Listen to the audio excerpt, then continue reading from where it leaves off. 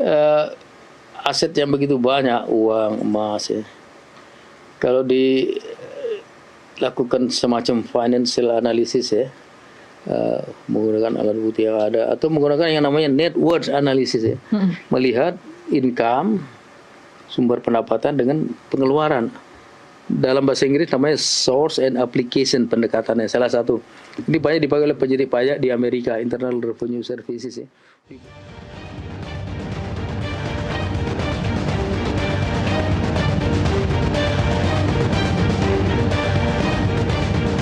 Ada nama-nama hakim di situ, dipegang oleh si.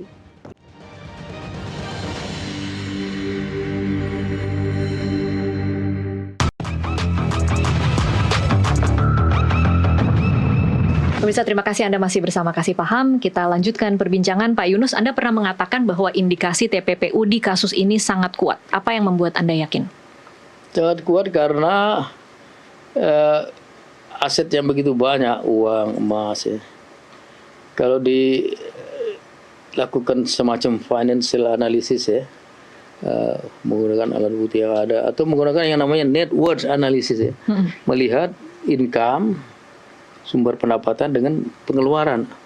Dalam bahasa Inggris namanya source and application pendekatannya salah satu.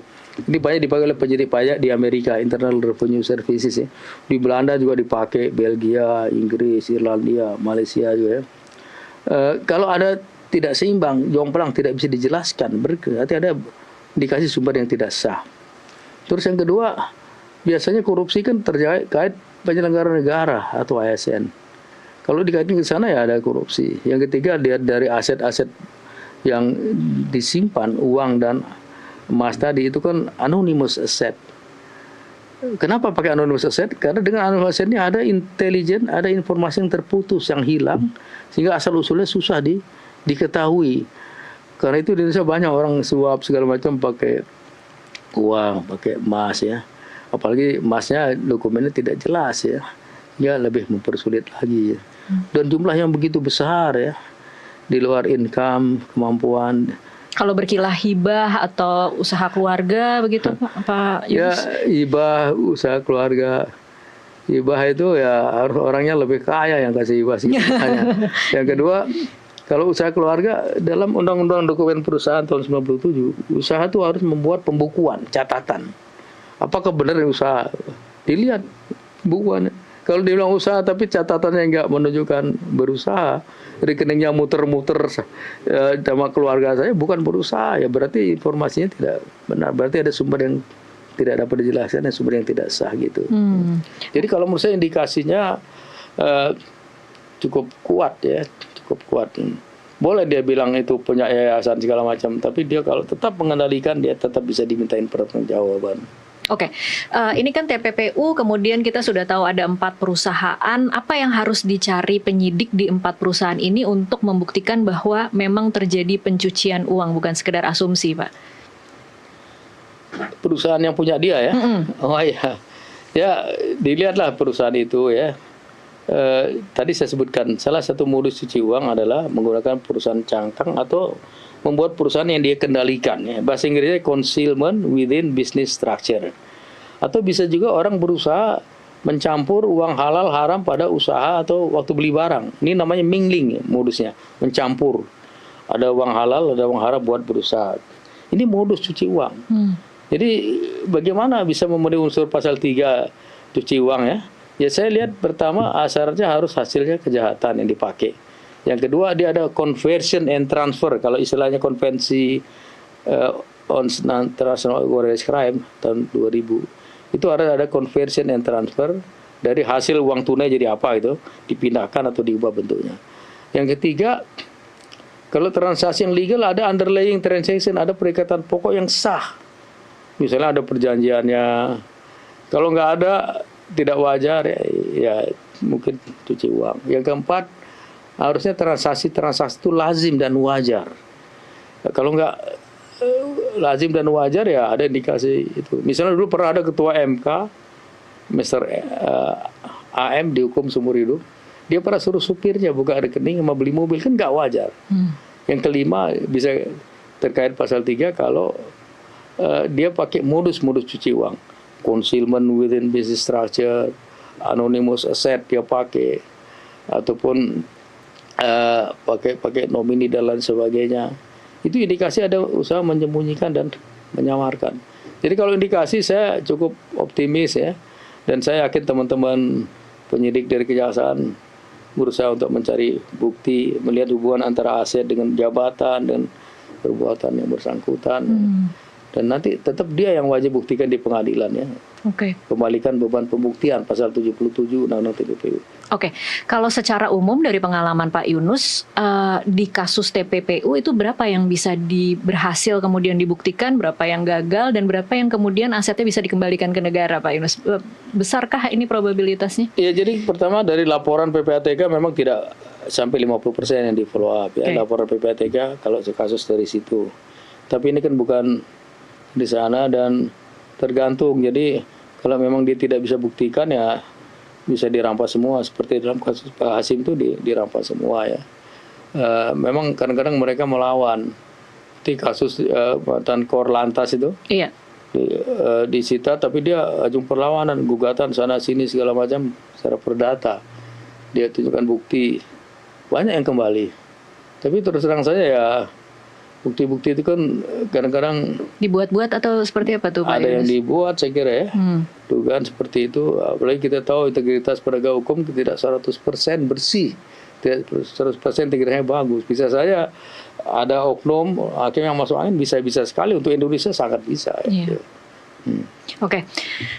Fakta bahwa saat ini kasus ini meskipun tersangkanya ada di KPK tetapi masih ditangani oleh Kejagung. Meskipun tadi Pak Yunus bilang tim 9 ini Pak Yunus kenal, orang-orangnya track recordnya cukup berintegritas karena mantan penyidik KPK. Anda masih percaya tidak bahwa Kejagung bisa cukup fair dan cukup independen, bisa lepas dari semua konflik kepentingan dalam menangani kasus Febri, atau jangan-jangan sebenarnya Febri ini bisa jadi bukan satu-satunya atau bukan otaknya, masih ada lagi yang harusnya kemudian bisa terjerat di dalam kasus yang sama? Mungkin dia tidak sendiri mungkin ya, bisa ada orang lain di dalam atau di luar kejaksaan, kita nggak tahu, bisa-bisa saja. Tapi saya lihat niat Jaksa Agung udah begitu kuat, tidak ada niat menghentikan. Dan dengan terbukanya kasus ini transparan, itu pengawasan publik begitu kuat.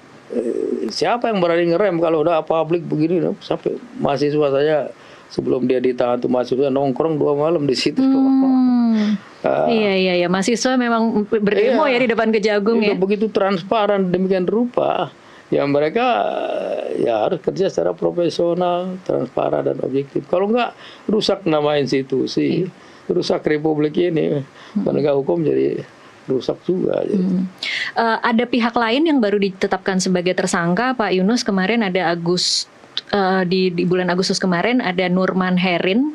Nah, kalau dalam TPPU ketika tersangkanya makin bertambah, apakah ini memperkuat perkaranya atau justru semakin sulit untuk membuktikan ultimate beneficiary owner-nya?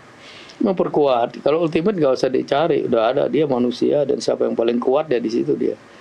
Makin banyak tidak sulit untuk membuktikannya ya. Ya, makin banyak orang jadi tersangka, dia akan memberikan kesaksian, terangan sebagai saksi, dia memberikan alat bukti yang lain yang memperkuat dugaan terhadap pelaku utama. Bisa bentuknya penyertaan, sama-sama lakukan, bisa bentuknya si intelektual dader ini menggerakkan orang lain atau menyuruh orang lain. Sesuai dengan pasal 20 KUHP bisa diminta pertanggungjawaban. Kalau dia outlocker namanya dalam bahasa Belanda, intelektual dader lah bahasa ini.